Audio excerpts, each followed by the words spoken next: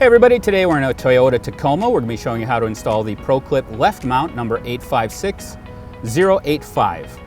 Before we get started, there are a couple things we want to mention. First of all, this mount does use some double-sided tape. You'll see the white covering here and under here. You want to peel that white covering off, and that tape is designed so that if you ever have to remove the mount in the future, it's not going to leave any marks or residue behind. Second, always install the mount onto the dashboard before you screw anything to the faceplate. So with that, we'll get started.